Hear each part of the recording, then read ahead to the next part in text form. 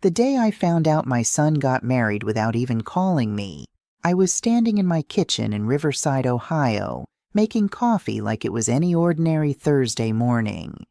Then Sophie, my daughter-in-law, looked me right in the eye with that chilling smile of hers and said, "Oh, we already got married yesterday. We only invited special people." The words hit me like a storm I never saw coming. Special people.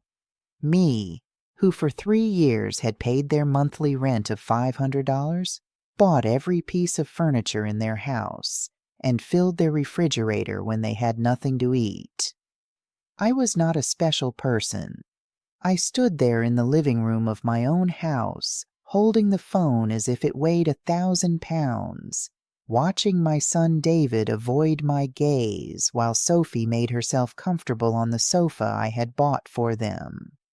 The pale pink dress I had picked out for her wedding hung uselessly in my closet, along with the new shoes and the illusion of being part of the most important day of my only son's life.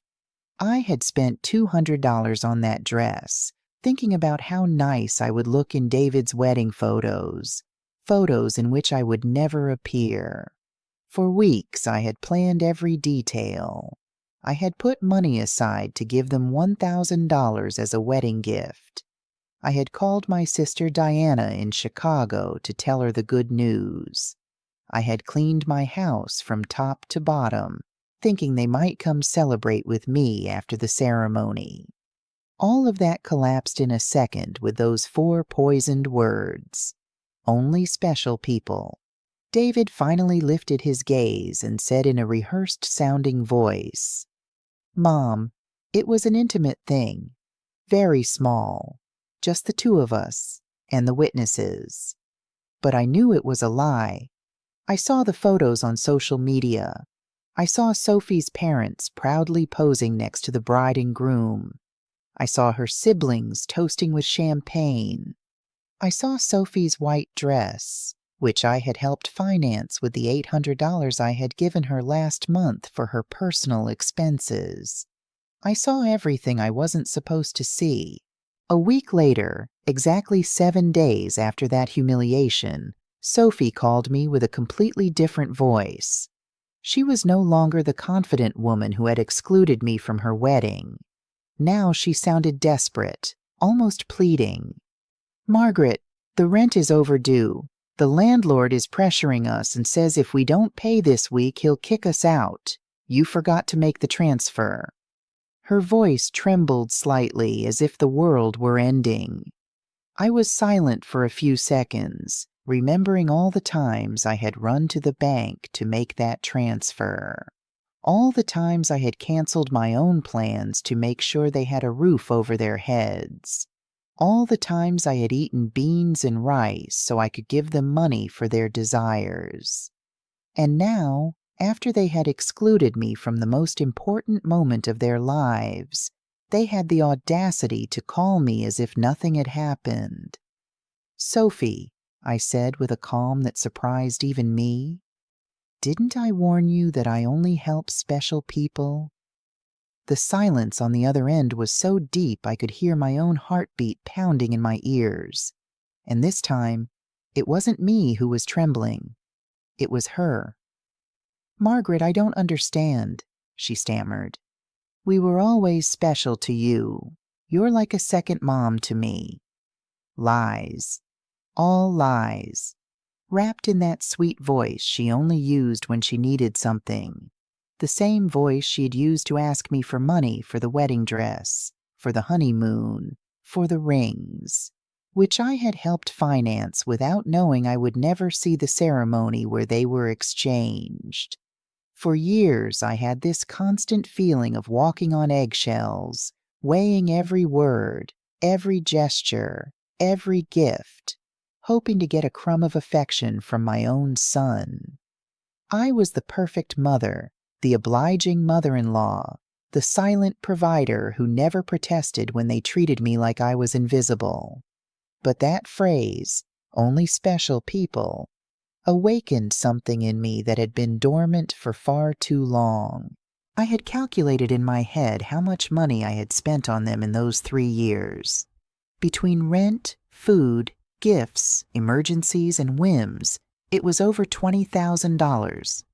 $20,000 I had taken from my retirement, from my savings, from the money my late husband had left so I could live my last years in peace. And what was all that for? To be treated like a stranger on my own son's wedding day. That night after I hung up, I sat on my bed and cried. But they weren't tears of sadness. They were tears of rage, of years swallowed in silence, of every time I'd made myself small so they could feel big. I cried for all the times they made me feel that my love was a burden, my presence a hindrance, my money the only thing I had to offer. I cried for the foolish mother I had been, for the woman who had lost herself trying to be indispensable to those who considered her disposable. When I woke up the next morning, something inside me had changed. It wasn't just the pain of betrayal. It was something deeper, colder. I stood up and looked at myself in the bathroom mirror. The same tired eyes as always, the same wrinkles that told stories of years of giving love without getting it back. But there was something else in my gaze, a hardness I didn't recognize, a determination that had been buried under years of compliance. I went to the kitchen and made coffee, as I had every morning for 40 years. But this time, I didn't think about calling David to ask how he had slept. I didn't check my phone in anticipation of a message from him apologizing for the previous day's humiliation. This morning, I was my own first concern. I sat at the table where I had so often planned surprises for them, counted bills for their expenses, and cried silently when they treated me with indifference. Now this table would be a witness to something completely different. I took out my checkbook, my bank statements, and started to do the math. I wanted to see in exact numbers the extent of my own foolishness. 36 months of rent at $500, $18,000. Add $200 a month for food, $7,200 more. Birthdays, Christmas, anniversaries, at least $3,000. Sophie's medical emergencies, $800. The car loan they never paid me back, $2,500. The air conditioner repair, $600. The living room furniture, $1,200. A total of $33,400. That was the true cost of my generosity. $33,400 poured into keeping 2 grown adults comfortable who couldn't even pretend to respect me. The phone rang and I saw David's name on the screen. Normally, my heart would have pounded as I ran to answer, hoping he would finally apologize and explain that everything had been a misunderstanding. But this time I let it ring once, twice, 3 times. Finally, it fell silent, and I continued drinking my coffee as if nothing had happened. 10 minutes later, it rang again. This time, it was Sophie. I let it ring, too. Then a text came from David. "Mom, please answer. We need to talk." I deleted the message without replying. At 2 o'clock in the afternoon, I decided to go for a walk.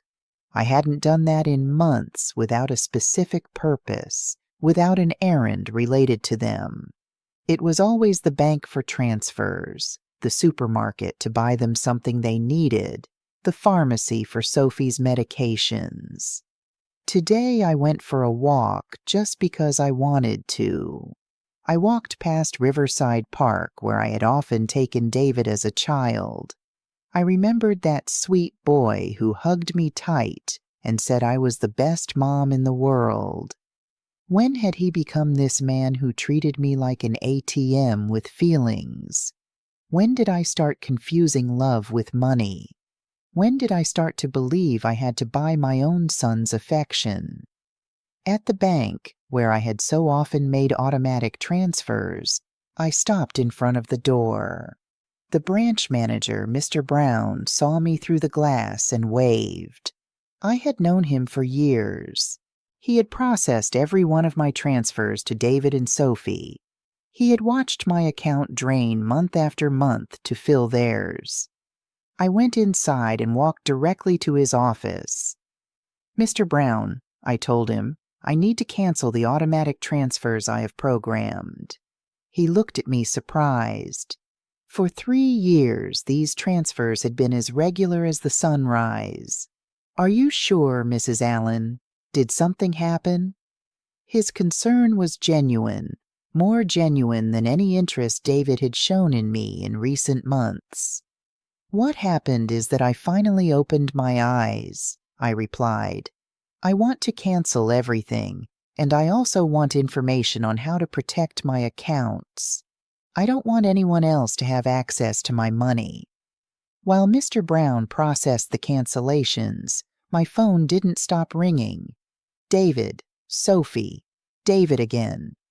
It was as if they had developed radar to detect when their source of income was in danger. I turned the phone off completely. "Mrs. Allen," Mr. Brown said as he handed me the papers. "I apologize for intruding, but in all these years, I've seen you be very generous with your family. I hope you are not being pressured to make these changes."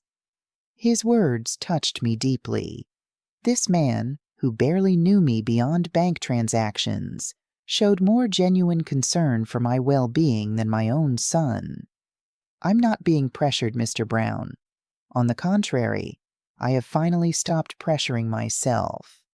When I left the bank, I felt strangely light, as if I had left an enormous burden in that office. My money was entirely mine again. I had no financial obligations to people who saw me as a resource instead of a person. I went home and thought about all the things I hadn't done to please David and Sophie, the trips I hadn't taken to save money for them, the friends I no longer saw because I was always available for their emergencies, the hobbies I had given up because every dollar I spent on myself was $1 less for their needs. When I got home, I found 3 cars parked in front of my door. David's, Sophie's, and one I didn't recognize. I could see movement inside my house through the windows. My blood ran cold. They had keys. I had given them keys because I trusted them, because I thought they would one day take care of me, just as I had taken care of them. I took a deep breath before opening the door. It was time for the first real confrontation of my new life. I opened the door to my house and saw a scene I will never forget. David was sitting on my sofa with his head in his hands. Sophie was pacing back and forth like a caged animal, and an older man I didn't know was going through papers on my dining table. My papers, my personal documents. "What is happening here?" I asked in a voice that sounded louder than I expected. All 3 of them looked at me as if I were the intruder in my own house. Sophie was the first to speak, and her voice had that desperate urgency I had already heard on the phone. "Margaret, thank God you're here. We need to talk. Mr. Peterson is from the law firm we consulted about your situation." "My situation?" The question came out of my mouth with a calm that surprised me. "What situation? I'm doing perfectly fine." David finally lifted his head and looked at me with those eyes that once belonged to an innocent child and now only reflected financial panic. "Mom, we went to the bank and they told us you canceled all the transfers. Mr. Brown explained that you also blocked our access to your accounts. We don't understand why you did that." Mr. Peterson, a man in his 50s in a gray suit and a smile that didn't inspire confidence, approached me with an outstretched hand. "Mrs. Allen, I'm Mr. Peterson, a family law attorney. Your children are concerned about your mental well-being and have asked me to assess the situation." I didn't shake his hand. Instead, I went directly to my dining table and collected all my documents that he had been reviewing without my permission. These are my private papers. You have no right to look at them without my consent. Mom, David interjected with that condescending voice he had perfected in recent years. We're worried about you. Your behavior has been very strange lately. First, you financially cut us off without an explanation. Then, you don't answer our calls. We think you might need professional help. Sophie approached and tried to take my hand with that fake tenderness she reserved for moments when she needed something. Margaret, honey, we know you're under a lot of stress. Maybe the loneliness is affecting you more than you think. At your age, episodes of confusion are normal. The word confusion echoed in my head like an alarm bell. Now I understood why they had brought the lawyer. It wasn't about helping me. It was about declaring me mentally incompetent and taking control of my finances. The same woman who had told me they only invited special people to their wedding was now treating me like a senile old lady. I am not confused, I said with a firmness that silenced everyone. I am clearer than I have been in years, and you are going to leave my house right now. Mr. Peterson interjected with that professional voice lawyers use when they want to sound reasonable. Mrs. Allen, I understand you feel overwhelmed, but your children have a right to intervene if they believe your ability to make financial decisions is impaired. They have documented several concerning behaviors. Concerning behaviors? The laugh that came from my throat was harsh, almost cruel. Like what? Deciding that my money belongs to me? Deciding to no longer finance the lives of two adults who treat me like trash? Sophie jumped up as if I had slapped her. We never treated you badly. You are part of our family. Everything you have will belong to us one day anyway. We are just speeding up the process. There it was. The naked, unvarnished truth. Everything I had would one day belong to them. In their minds, I was already dead, and they were just collecting their inheritance in advance. It didn't matter if I had 70 years or 70 days left. To them, I was just an ATM with legs that had become problematic. Out, I said, pointing to the door. All three of you get out of my house. David stood up with that angry, childlike face he made when he didn't get his way. Mom, we can't just leave. We have obligations. The rent, the car payments, the credit card you co-signed for. You can't just cut us off from one day to the next. I can't. My voice rose. Who says I can't? I have paid rent that wasn't even in my name. I filled a refrigerator in a house where I was not welcome. I financed a life that clearly had no place for me. Mr. Peterson took a folder from his briefcase and placed it on my table. Mrs. Allen, we have prepared some documents that could facilitate this transition. A power of attorney that would allow David and Sophie to manage your finances more efficiently. This would just be temporary until you feel better. I took the folder and, without even opening it, threw it directly into the trash can. The only transition that is going to happen here is yours to the front door. Sophie started to cry, but they weren't tears of sadness. They were tears of frustration, of contained rage. You can't do this to us, Margaret. We were counting on you. We made plans based on your support. We bought things. We took on financial obligations because we knew we could count on you. Obligations based on my money, I replied. Not on my well-being, not on my happiness, not on my company, just on my money.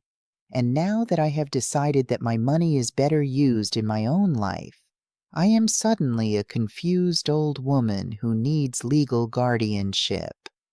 David tried to approach me, but I took a step back. He was no longer the boy who ran into my arms when he had nightmares. He was a 36-year-old man who saw his mother as an obstacle between himself and a comfortable life financed by others. "Mom, we made mistakes," he said in a voice that was supposed to sound remorseful. The wedding was a misunderstanding. Sophie was nervous. I was under pressure. "We can fix this if you just become reasonable again." Reasonable? The word tasted like ash in my mouth. Being reasonable means continuing to pay for your life while you treat me like a stranger. It means pretending it doesn't hurt to have been excluded from the most important day of my only son's life. Mr. Peterson packed his papers with the efficiency of someone who is used to having proposals rejected. "Mrs. Allen, this is not over. Your family has legal options.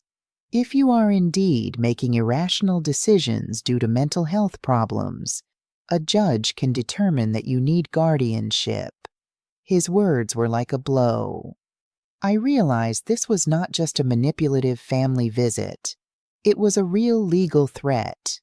They wanted to declare me incompetent to manage my own affairs. "Mr. Peterson," I said, looking him directly in the eyes, "I suggest you do your research thoroughly before you threaten a 70-year-old woman who has managed her finances flawlessly for 40 years, who raised her son alone after the death of her husband, who ran a household and worked honorably until retirement, and who until last week financially supported 2 completely capable adults." Sophie stopped crying and looked at me with a coldness that finally showed her true face. "This won't stay like this, Margaret. We have rights and lawyers, too." "Perfect," I replied. "Hire all the lawyers you want. With your own money, of course, because mine is no longer available to finance your legal tantrums." The 3 of them walked to the door with the wounded dignity of people who are not used to being told no. Before he went out, David turned to me one last time. "Mom, this is going to end very badly for you. You're going to end up alone with no one to take care of you when you really need it." "David," I said with deep sadness, but also with crystalline clarity, "I am already alone. The difference is that now it's by my own choice, not by your neglect." As I closed the door behind them, I stood in my living room, surrounded by the most beautiful silence I had heard in years. It was the silence of freedom. That night, I couldn't sleep, not out of sadness or regret, but because of pure adrenaline. I had just reclaimed control of my own life and lay awake in bed, planning my next steps like a general preparing for battle. If David and Sophie wanted to fight, I would give them a war. But it would be a war I would fight with intelligence, not with emotion. At 6 o'clock in the morning, I was already dressed and ready to go. My first stop was the office of attorney Mr. Harris, a man I had met years ago when I was handling my husband's will. Unlike Mr. Peterson, whom David and Sophie had brought, Mr. Harris had an impeccable reputation and specialized in protecting the rights of the elderly. "Mrs. Allen," he told me as I explained the situation, "what your children tried to do yesterday is more common than you think. It's called elder financial abuse, and it's a federal crime. The fact that they entered your house without permission and reviewed your private documents also constitutes a violation." His words both calmed and worried me. They calmed me because they confirmed I wasn't crazy, that what had happened was truly abusive. They worried me because I realized the situation was more serious than I had thought. "We have to document everything," Mr. Harris continued. "Every transfer, every gift, every time they pressured you for money. We will also change your will to protect your assets from future manipulation attempts. We spent 3 hours reviewing my financial records. Mr. Harris whistled when he saw the total sum. $33,400 in 3 years. Mrs. Allen, with this money, you could have lived comfortably, traveled, and enjoyed your retirement. Instead, you completely financed the lives of 2 adults who didn't even respect you enough to invite you to their wedding. When I left Mr. Harris's office, I had a complete plan. First, I would change all the locks on my house. Second, I would install a security system with cameras to protect myself from future surprise visits. Third, I would open a new bank account at a different bank where they had no contact. And fourth, I would start living the life I had postponed for years. My next stop was the hardware store.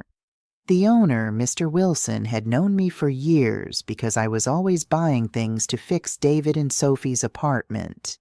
This time was different. "Mrs. Allen, what brings you here today? Another emergency with your son?" he asked with the familiarity of a person who had silently witnessed my wasted generosity. "No, Mr. Wilson. This time it's for my own house. I need to change all the locks, and I want them to be of the best quality." He looked at me surprised, but asked no questions. While I was choosing the locks, his son Ethan, who installed security systems, came by. It was Providence in action.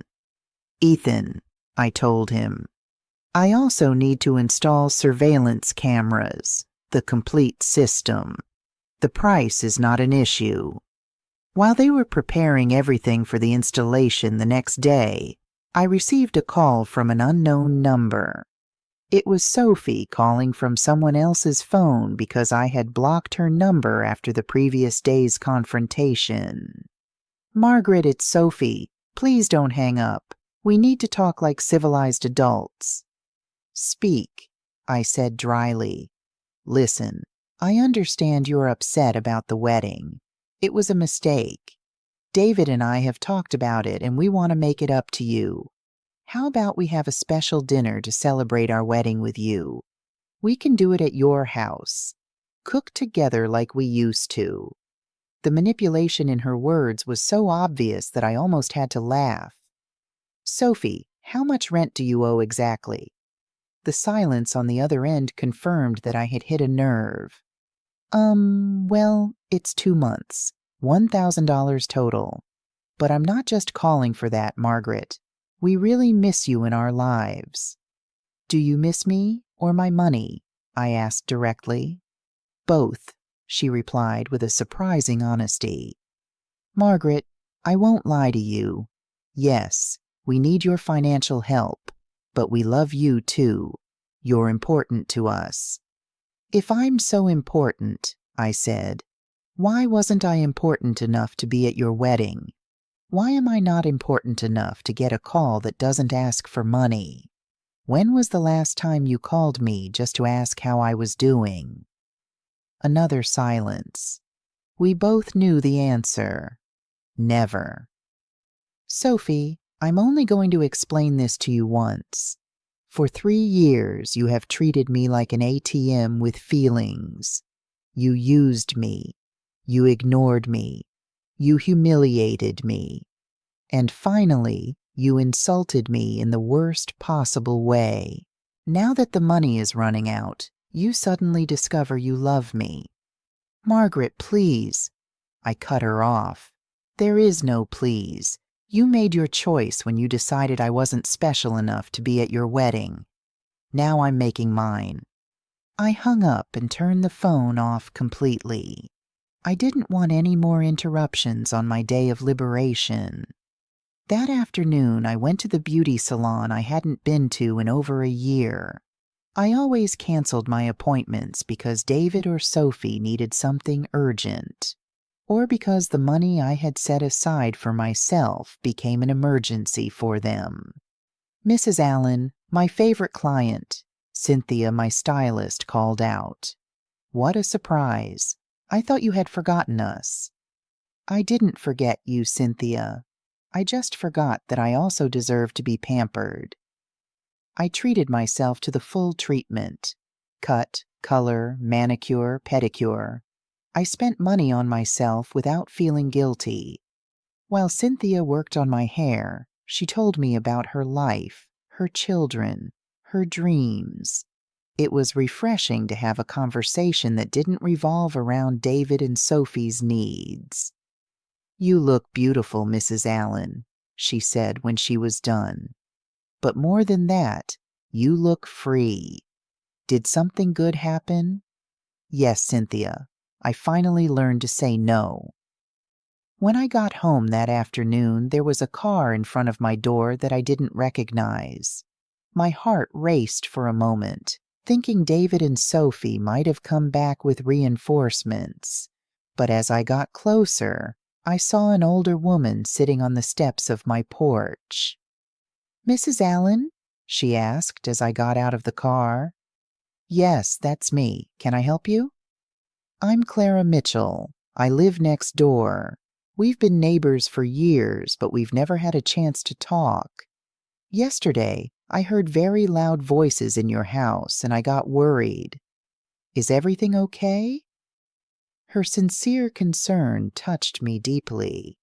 Here was a stranger who showed more interest in my well-being than my own son. Come in, Mrs. Mitchell. I'll make you a coffee, and I'll tell you a story you won't believe. While I was making coffee, I told her the whole situation. Clara listened without interrupting, nodding occasionally. And when I finished my story, her eyes were filled with tears. Mrs. Allen, she said, you did the right thing. I went through something similar with my daughter 5 years ago. I also thought it was my duty to finance her adult life. I also believed they wouldn't love me if I didn't give them money. What happened? I asked. I cut off the money when I realized they only called me when they needed something. At first it was terrible.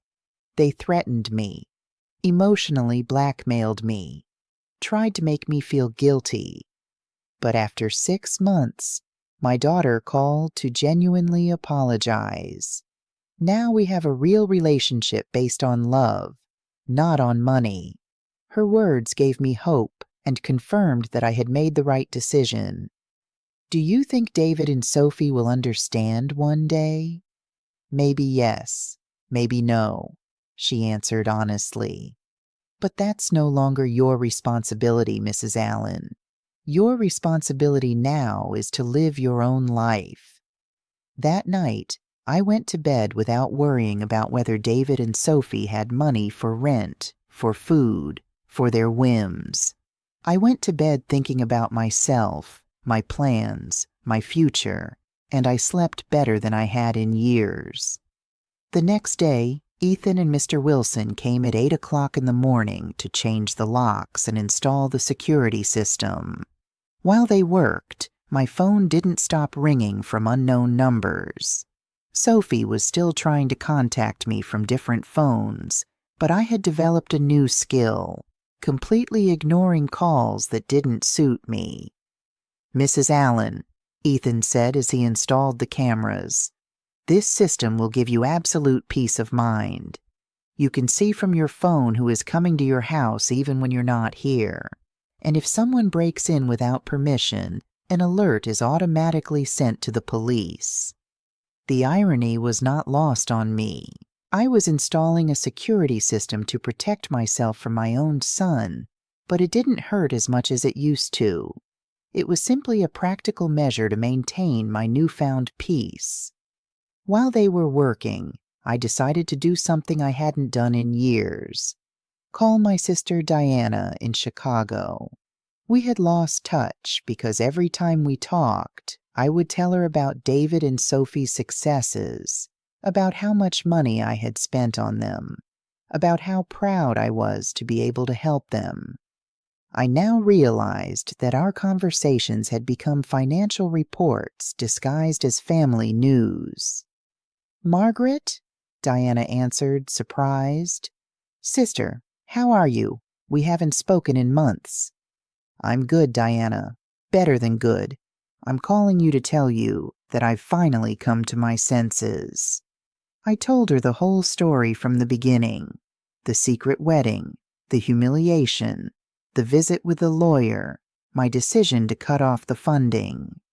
Diana listened to me in silence, and when I was done, her answer surprised me. "Margaret, sister, it was about time. Every time we spoke, it broke my heart to hear you brag about how much money you gave them, as if love could be measured in dollars. I wanted to tell you something, but I didn't know how." "What did you want to tell me?" "That David never spoke lovingly about you when I saw him at family gatherings. It was always 'my mom helped me with this,' or 'my mom bought me that,' but never 'I miss my mom,' or 'I love my mom.' It was as if you were a service provider, not a person."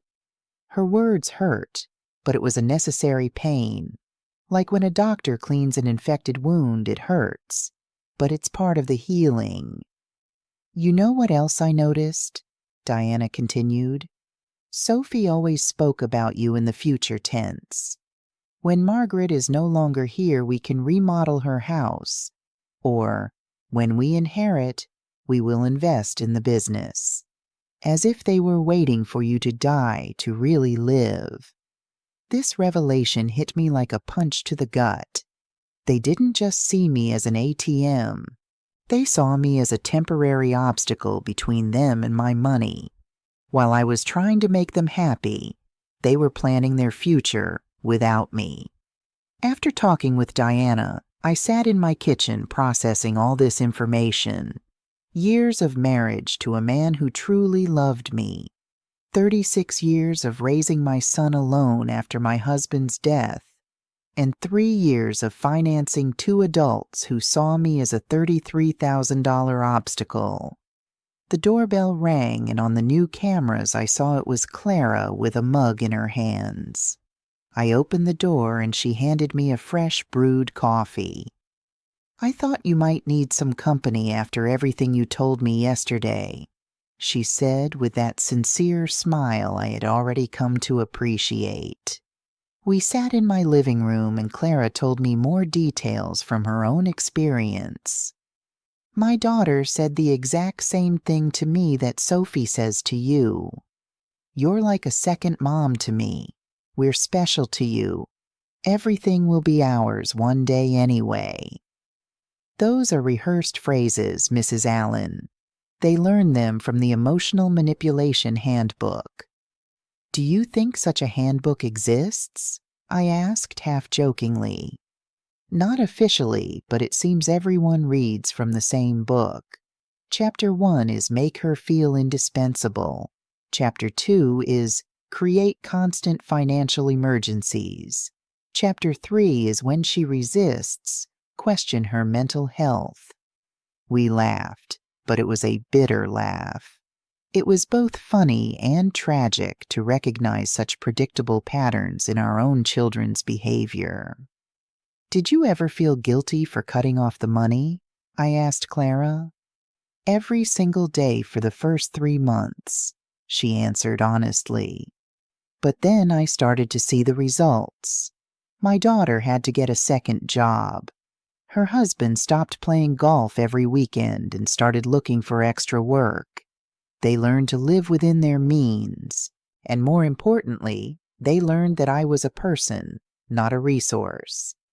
That afternoon, I decided to do something I had postponed for years: visit my husband's grave. I always made excuses not to go because David or Sophie needed something urgent, or because the taxi fare was better invested in one of their emergencies. The cemetery was quiet and beautiful. Robert's grave looked a bit neglected because I hadn't been there to clean it in months. I sat on the grass next to his headstone and talk to him as if he were alive. Robert, my love, I think I lost myself for a while. After you left, I put all my energy into David. I wanted to be the best mother in the world, thinking somehow he would grow up without a father. But I think in the process, I forgot to be myself. The wind blew gently, and for a moment I felt like he was listening to me. Our son has become someone I don't recognize. Or maybe he was always like this, and I didn't want to see it. His wife is, well, you know how she is. The money you left for me to live peacefully, I spent it taking care of them. But not any more, my love. I have learned. I cleaned his grave, replaced the withered flowers with new ones, and stayed there for another hour, simply enjoying the peace. I was not in a hurry to get home to solve a crisis for David and Sophie. When I got home, there were 3 cars parked in front of my door again. My heart raced, but this time I was prepared. The cameras showed me that it was David, Sophie, and 2 other people I didn't recognize. Everyone seemed agitated, talking to each other and pointing at my house. I didn't get out of the car. Instead, I called Mr. Harris, my lawyer. Mr. Harris, they are at my house again. This time they've brought more people. What should I do? Don't get out of the car, Mrs. Allen. I'll be there right away, and I'll call the police. After our conversation yesterday, I requested a temporary restraining order. They are not allowed to be on your property. Minutes later, Mr. Harris and 2 police patrol cars arrived. I watched the officers talk to David and Sophie. I saw my son gesticulate angrily. I saw Sophie crying again, but this time her tears did not move me. One of the officers approached my car. "Ma'am, you can get out safely. Your visitors are going to leave immediately." As I got out of the car, David shouted at me from the street. "Mom, this is ridiculous. We're your family. You can't call the police on your own son." "David," I replied with a calm that surprised even me. "Family doesn't threaten lawsuits for mental incompetence. Family doesn't break into people's homes without permission. Family doesn't treat their mothers like ATMs." Sophie screamed from across the street. "You're going to pay us everything you owe us. We have bills you co-signed for. You can't just abandon us like this," Mr. Harris interjected. "Mrs. Allen, any future communication must be through my office, and I suggest you consult with an attorney before making collection threats because my client has full documentation of all the payments she voluntarily made for 3 years. I watched them drive away in their cars, defeated, but not giving up. I knew this wasn't over, but now I felt confident. I had professional help. I had emotional support from Clara. And more importantly, I had mental clarity about what was right and what was wrong. That night, Clara invited me to her house for dinner. I met her daughter who was visiting, and I was able to see with my own eyes what a healthy family relationship looked like. They spoke respectfully to each other, asked sincerely about each other's lives, and laughed together. The daughter didn't ask for money once the entire evening. I wanted that with David, too, I confessed to Clara after her daughter had left. "And maybe you'll get it one day," she replied. "But first he has to learn that you are a person who deserves respect, not just a source of income." I went to bed feeling hopeful about the future. The next few days were strangely peaceful. The surveillance cameras showed me that David and Sophie were driving past my house several times a day, sometimes slowly. Sometimes they parked for a few minutes, but without getting out. It was as if they were studying my routine, looking for the perfect moment for their next move. Mr. Harris had advised me to document every one of these visits, so I kept a detailed log with a date and time. Their persistence will work in our favor, he had said. Every time they show up after we've told them not to approach, it strengthens our case for a permanent restraining order. On Friday morning, I was calmly having breakfast when the doorbell rang. The cameras showed me a very well-dressed young woman with a folder in her hands and a professional smile. I didn't recognize her, but something about her posture told me it was not a social visit. "Good morning, Mrs. Margaret Allen," she said as I opened the door. "I am a social investigator from the Office of Senior Services. We have received a report that you may be in an at-risk situation, and we need to conduct a wellness check." My blood ran cold. David and Sophie had escalated the situation. It was no longer just threats from private lawyers. Now they had involved the government. "Can I see your ID?" I asked, trying to stay calm. "Of course." She showed me an official ID that looked genuine. "I am social worker Miss Schmidt. Can I come in and talk to you?" I let her in, knowing that a refusal would have been worse for my case. Miss Schmidt sat down in my living room and took a form out of her folder. "Mrs. Allen, we have received reports that you have shown significant changes in your financial behavior, that you have cut off communication with your family, and that you have shown signs of paranoia by installing unnecessary security systems. We were also told that you have refused medical and legal help from your loved ones." Every word had been carefully chosen to make me sound like a mentally disturbed old woman. I recognized Sophie's handwriting in the wording.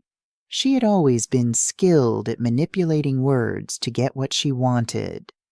"Miss Schmidt," I said with all the dignity I could muster, "I would like to call my lawyer before answering any questions."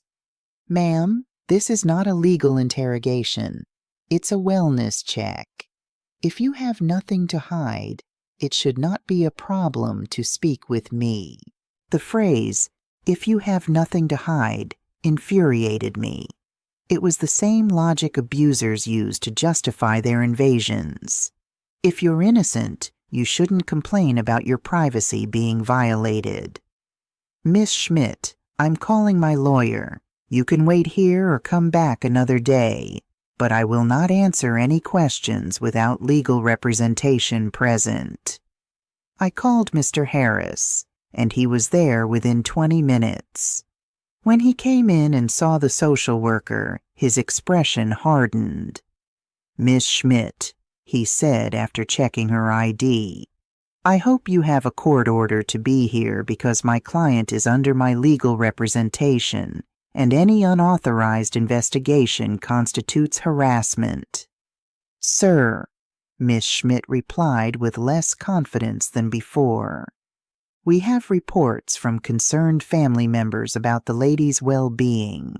It's our duty to investigate." "What family?" Mr. Harris asked dryly. "The same family that tried to get her to sign a power of attorney without representation?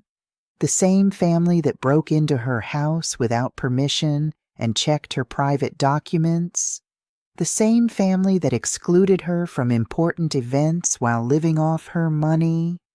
Mr. Harris took a folder from his briefcase and placed it on the table. "Here, I have complete documentation of my client's financial and emotional abuse. $33,400 that were withdrawn from her accounts in 3 years. Systematic social exclusion and emotional blackmail. If someone needs to be investigated here, it is not my client." Miss Schmidt reviewed the documents with growing discomfort. It was obvious that the information she had been given did not match the reality she had in front of her. "Mrs. Allen," she said finally, Can you explain to me why you so abruptly stopped financial support for your son? Because I finally discovered they were using me, I replied simply. Because I realized that to them I wasn't a mother, but a bank account. Because I was tired of financing the lives of people who saw me as an obstacle. But don't you feel it's your responsibility to help your family? The question outraged me. Miss Schmidt, my responsibility as a mother was to raise my son until he was 18, to educate him, and to give him the tools to be an independent adult. My son is 36 years old, married, and perfectly capable of supporting himself. Financing his adult life is not my responsibility. It is my choice, and I have chosen not to do so anymore, Mr. Harris interjected. Miss Schmidt, would you consider it normal for a 36-year-old adult to be unable to pay his own rent without the help of his 70-year-old mother? Miss Schmidt did not answer right away. I could see she was reevaluating the entire situation. Mrs. Allen, she asked after a moment, do you manage your own finances completely? I can show you my bank statements, my investments, my tax payments. Everything is current and in order. Do you live independently? As you can see, I keep my house clean. I take care of myself physically. I drive my own car. I have healthy social relationships with my neighbors. Do you take any medication? Just vitamins and occasionally aspirin. I don't have any medical conditions that require medication. Mr. Harris added, my client has just undergone extensive medical exams as part of our legal process. She is in perfect mental and physical condition. Miss Schmidt closed her folder. Mrs. Allen, based on this conversation and the documentation I have reviewed, I see no indication that you are at risk or in need of intervention. I will close this case. After she left, Mr. Harris and I remained silent for a few minutes. Margaret, he said finally, this is going to continue to escalate. David and Sophie are spending money they don't have to hire professionals to try to have you declared incompetent. Does that mean they are desperate? It means exactly that. What else can they do? They can file a lawsuit for incompetence. It's expensive and hard to win. But if they find a sympathetic judge and a psychiatrist willing to testify in their favor, they could get a guardian assigned. The thought terrified me. They could take control of my money. They could try, but we have solid evidence that you are completely competent and that they are motivated by greed and not by genuine concern. That afternoon, I called Diana to vent. Sister, she said after hearing my story, do you notice how far they are willing to go for money? They are risking family relationships, spending money on lawyers and doctors, destroying their own reputation, all to get access to your bank account again. Her words made me think. David and Sophie had completely revealed their true nature. There was no going back. There was no possibility of a genuine reconciliation. To them, I had never been a mother or a respected mother-in-law. I'd always just been money on legs. This revelation, although painful, was also liberating. I no longer had to wonder if I was making the right decision. I no longer had to feel guilty for protecting myself. They had proven that my emotional and physical well-being was less important to them than my money. That evening, Clara came to visit with a surprise. She had invited her friends from the garden club to meet me. Margaret, she introduced me.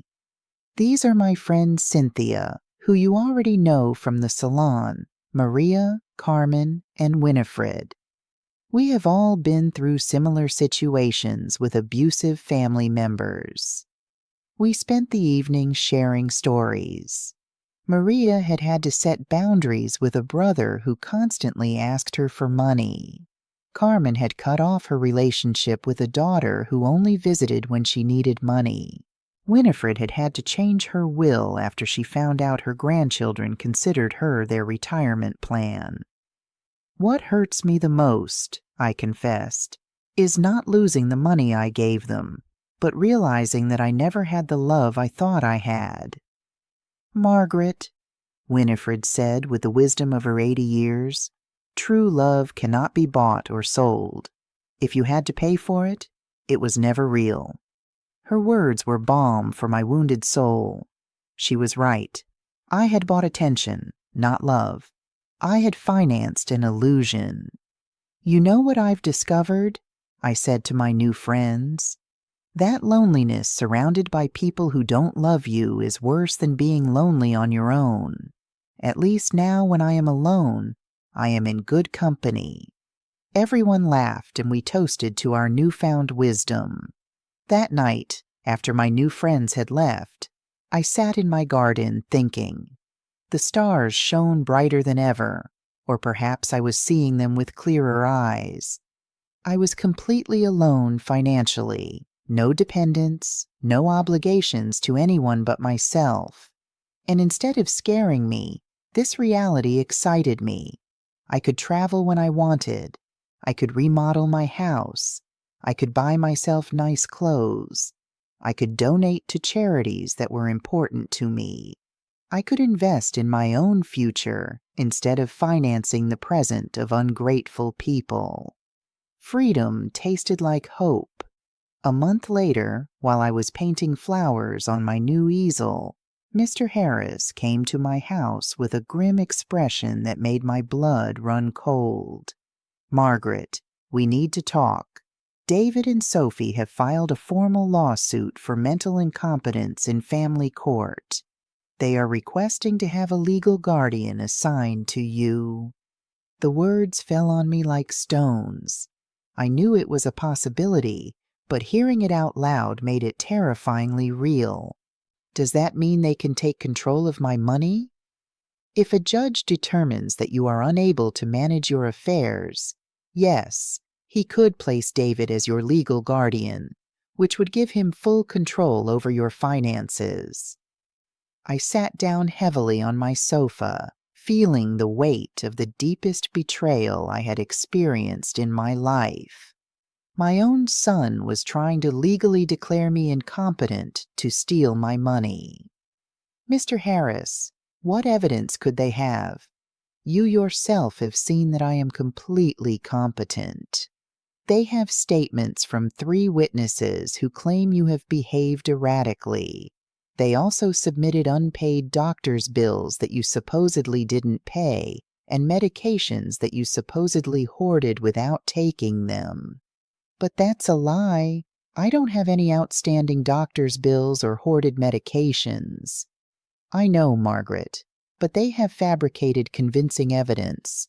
They also have the statement from Dr. Lehman, who states that you refused to cooperate with a psychiatric evaluation, which they interpret as proof of mental decline. The manipulation was diabolical. They had turned my refusal to undergo an unnecessary exam into proof of a mental illness. They had used my instinct to protect myself from them as proof that I needed protection. Who are the 3 witnesses? Mr. Harris looked through his documents. Sophie, of course, a neighbor named Mr. Davis, and someone who claims to be your pharmacist, Mr. Green. Mr. Davis was the neighbor across the street, an unpleasant man who had always had problems with me because my friends sometimes parked in front of his house. Mr. Green was indeed my pharmacist, but I didn't understand what he could have against me. I need to talk to Mr. Green, I told Mr. Harris. Something's not right. We went to the pharmacy together that afternoon. Mr. Green received me surprised and nervous. Mrs. Allen, it's good to see you. How are you? Mr. Green, I was told you signed a statement saying I show erratic behavior with my medications. His face turned red as a tomato. "Mrs. Allen, your daughter-in-law came in a few weeks ago and asked about your medications. She said she was worried because you were acting strangely." "And what did you tell her?" "I explained to her that you only buy vitamins and occasional aspirin, that you don't have any regular medical prescriptions. But she insisted that this was proof that you weren't taking adequate care of your health." Mr. Harris interjected. "Mr. Green, did you sign a paper?" She brought a document that said I was confirming that Mrs. Allen had irregular medication purchases. I thought it was for her health insurance or something. I didn't know it was for a lawsuit. My own pharmacist had been tricked into signing something he didn't fully understand. Sophie's manipulation knew no bounds. "Mr. Green," I said, "I need you to write a statement explaining exactly what happened and clarifying that I have no problems with medications." "Of course, Mrs. Allen. I am terribly sorry for this misunderstanding." After the pharmacy, we went to confront Mr. Davis. When we knocked on his door, he received us with obvious hostility. "What do you want?" "Mr. Davis," Mr. Harris said, "I understand you signed a statement about my client's behavior." And you're right, I did. That woman is crazy. She's been acting strange for weeks. Can you be more specific about the behaviors you observed? Installing cameras as if she lived in a war zone, having strangers visit all the time, yelling at her family in the street. I realized Mr. Davis had taken everything out of context. The cameras had been installed for protection. The strangers were my new friends. The yelling was me defending my house from David and Sophie's invasions. "Mr. Davis," I said, "do you know why I installed the cameras?" "No, and I don't care." "To protect myself from my son and daughter-in-law who broke into my house without permission and threatened me." "That's what a crazy person would say," he replied cruelly. There was no way to reason with him. His statement was based on superficial observations, maliciously interpreted. That evening, Mr. Harris and I sat down to plan our defense. "Margaret, we need our own psychiatric evaluation. I have a colleague, Dr. Moore, who is an expert in assessing mental capacity. She can officially confirm that you are completely competent. What if David and Sophie have bribed the judge? What if none of this matters because they have already decided to declare me incompetent? Margaret, the legal system is not perfect, but it's not completely corrupt either. We have solid evidence of your mental competence and their financial motivations. We are going to fight this." The next day, I went to my appointment with Dr. Moore. She was a woman in her 50s with kind but astute eyes. "Mrs. Allen, I'm going to ask you a series of questions and tests to assess your mental capacity. Take your time and answer honestly." For 2 hours, she asked me questions about my memory, my reasoning ability, my financial understanding, my emotional health. She also gave me cognitive tests and asked me to solve mathematical and logical problems. "Mrs. Allen," she said at the end, "your results are well above average for your age. You are not only mentally competent, but your cognitive function is excellent. Doctor, why do you think my family is doing this?" Based on what you've told me in the documents I've reviewed, this seems to be a classic case of elder financial exploitation. Unfortunately, it's more common than people think. I left the consultation feeling validated, but also sad. The professional confirmation of my mental health was a relief, but it also confirmed that the lawsuit was real and necessary. That afternoon, Clara organized an emergency meeting with all our friends from the garden club. When I told them about the incompetence lawsuit, everyone was outraged. "Margaret," Maria said, We will testify in your favor. We have been with you for weeks, and anyone can see that you are doing great." "Better than great," Cynthia added. "You are clearer and stronger than many 40-year-old women I know." Winifred, with her 80-year-old wisdom, took my hands. "Margaret, my dear, what your children are doing is nothing new. For generations, greedy children have tried to declare their parents insane to get their money. But you have something many of these victims didn't have: documentation, legal support, and friends who can testify for you."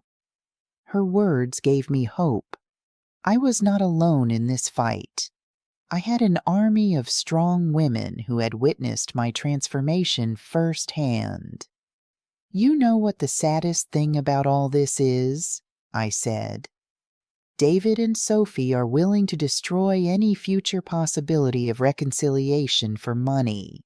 Even if I were willing to forgive everything so far, there's no going back from this." "And maybe that's for the best," Cynthia replied. "At least now you know exactly who they are, and you can act accordingly." That night, I really cried. Not out of sadness, but out of grief. I said my final goodbye to the son I thought I had, to the dream of a loving family, to the illusion that unconditional love was reciprocated. But something new also emerged within me, an iron determination not to let myself be stripped not only of my money, but also of my dignity and my freedom. The war had officially begun, but I was ready to fight. The trial came 3 weeks later. I woke up early, put on my best black suit, and looked at myself in the mirror with a determination I had never felt before. Today, not only my mental capacity would be judged, my dignity as a person, my right to live free from abuse, my value beyond my bank account would be judged. Mr. Harris came at 7 in the morning to go over our strategy one last time. "Margaret, remember, the burden of proof is on them. They have to prove that you are incompetent. We just have to show that you are not. And what if the judge is already biased? Judge Miller has a reputation for being fair. I researched his past cases, and he doesn't automatically favor families. He is dedicated to protecting the rights of the elderly." We arrived at the courthouse at 9 o'clock in the morning. In the hallway, I saw David in a new suit that he probably bought for the occasion, and Sophie dressed in black as if she were at a funeral. Maybe it was one. The funeral of our family relationship. When our eyes met, David avoided my gaze, but Sophie held my gaze with a coldness that confirmed that for her, this was just a business transaction. Their lawyer was an older, elegant man with the kind of confidence that comes from winning similar cases before. When he began his opening statement, his strategy was clear: to portray me as a confused old woman who had been manipulated by strangers to alienate me from my loving family. "Your Honor," he said in a solemn voice, "Mrs. Margaret Allen has shown a clear mental decline in recent months. She has cut off all financial support for her family without a rational explanation. She has installed unnecessary security systems due to paranoia, and has isolated herself from her loved ones under the influence of neighbors and lawyers who are obviously taking advantage of her vulnerable situation." Every word had been carefully chosen to make my self-empowerment sound like dementia and my freedom sound like external manipulation. Then they called their witnesses. Sophie was the first to testify, and her performance was Oscar-worthy. She cried as she described how I had completely changed, how I had become hostile and paranoid, how I had isolated myself from the family that loved me. "Your Honor," she said in a trembling voice, "Margaret has always been like a second mom to me. Seeing her mental decline has been devastating. We just want to help her get the care she needs." Lies wrapped in convincing tears. When Mr. Harris cross-examined her, the cracks in her story began to become visible. "Mrs. Allen, can you tell the court when was the last time you called my client without asking for money?" Sophie stammered. "Well, we always talked about many things." "Can you give me a specific date?" "I don't remember exact dates." "Is it true that you and your husband got married without inviting my client?" "It was a very small ceremony." "Is it true that when my client asked about the wedding, you told her that you had only invited special people?" Sophie's face turned red. Those words were taken out of context. What would be the right context to tell your mother-in-law that she is not a special person? She couldn't answer convincingly. David was next. Seeing him on the witness stand, swearing to tell the truth while preparing to lie about my mental health, was one of the most painful moments of my life. This was the boy I had raised alone, the one I had dedicated my entire life to. "My mom has always been very generous with us," he testified. "But lately she has become erratic and irrational. We believe she is being manipulated by people who are taking advantage of her." When Mr. Harris cross-examined him, the mask fell completely. "Mr. Allen, how much money have you received from your mother in the last 3 years?" "I don't know the exact amount." "Does $33,400 sound about right?" "Maybe. She's always been generous." "And how many times have you visited your mother without asking her for money?" The silence was deafening. "Is it true that you and your wife broke into my client's house without permission and checked her private documents?" "We were worried about her." "Is it true that you brought a lawyer to pressure her into signing a power of attorney?" "We wanted to help her manage her finances." "Do you, at 36 years old, need the help of your 70-year-old mother to pay your rent?" David couldn't answer with dignity. Mr. Davis testified about my supposed erratic behaviors, but when Mr. Harris asked him for details, he admitted that he had never spoken to me directly and that all his information was based on superficial observations. Dr. Lehman testified that my refusal to undergo an evaluation was proof of mental decline. But Mr. Harris submitted the documentation of our evaluation with Dr. Moore, which completely refuted his conclusions. Then it was our turn. Mr. Harris first called Mr. Green, my pharmacist, who explained how he had been tricked into signing a statement that distorted my medication buying habits. Dr. Moore testified about my excellent mental state and presented the results of the cognitive tests, which had been flawless. Mr. Wilson from the hardware store testified about my mental competence and explained that my decisions to cancel automatic transfers were completely rational and had been processed correctly. Clara and my friends from the garden club testified about my clarity, my newfound vitality, and my ability to maintain healthy social relationships. Finally, it was my turn to testify. I stood up with dignity and walked to the witness stand, feeling the weight of 70 years of experience, of wisdom gained through pain, of strength discovered in adversity.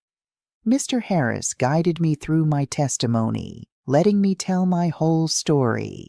The $33,400 spent in 3 years, the humiliation of being excluded from the wedding, the constant emotional manipulation, the violation of my privacy, the legal threats. "Mrs. Allen," Mr. Harris finally asked, "why did you decide to stop financial support for your son and daughter-in-law?" "Because I finally understood that what I was getting from them was not love. I replied in a clear, loud voice. It was a commercial transaction disguised as a family relationship. My money was welcome, but I, as a person, was not. Do you regret your decision? I only regret that it took me so long to make it. David's lawyer tried to make me appear confused during his cross-examination, but I answered every one of his questions with clarity and precision. When he tried to imply that my new friendships had manipulated me, I explained that these were relationships based on mutual respect, not on financial interest. In his closing argument, David's lawyer insisted that I was a victim of external manipulation. Mr. Harris's rebuttal was devastating. Your Honor, what we have seen here is not the case of an incompetent old woman, but that of a woman who has finally found the strength to free herself from years of financial and emotional abuse. The plaintiffs have presented no real medical evidence of mental incompetence. What they have presented is frustration, because their source of income has decided to exercise her legal and moral right to protect her own resources. Judge Miller retired to deliberate for 2 hours that felt like 2 years. When he came back, his expression was serious but clear. After reviewing all the evidence presented, he began, "It is obvious to this court that Mrs. Margaret Allen is in full possession of her mental faculties. Professional psychiatric evaluations confirm her cognitive competence. Her financial decisions, as painful as they may be for her family, are completely rational and within her rights." My heart began to beat faster. Furthermore, the judge continued, "The evidence suggests that this lawsuit is motivated by financial interest rather than by genuine concern for Mrs. Allen's well-being. The court completely denies the request for guardianship." I had won. When we left the courthouse, I saw David and Sophie talking angrily with their lawyer. Sophie gave me a look of pure hatred before she walked away. David looked at me one last time, and for a second, I saw something that could have been regret, but it was already too late. That night, Clara organized a celebration at my house with all our friends. We toasted to justice, to freedom, to the sisterhood of strong women who support each other. "Margaret," Winifred told me, "today you didn't just win a trial. You won back your life." She was right. The future was completely mine. 3 months later, I sold my house in Riverside and moved to a beautiful apartment near the city center. I donated half of my money to organizations that protect the elderly from family abuse. With the other half, I began to live the life I'd always wanted, traveling through Europe, taking art classes, joining volunteer groups. I never heard from David and Sophie again. I heard from others that they had to downsize and that Sophie found work. Perhaps adversity would teach them what my generosity never could, the value of honest work and independence. Sometimes, when I stand on my new balcony and look up at the stars, I think about the woman I used to be, fearful, manipulated, believing she had to buy love. That woman is gone now. In her place stands someone who finally understands a simple truth. Real love can't be bought, and freedom is worth every price. My name is Margaret. I'm 71 years old, and I have finally learned that the most important person I have to love and protect is myself.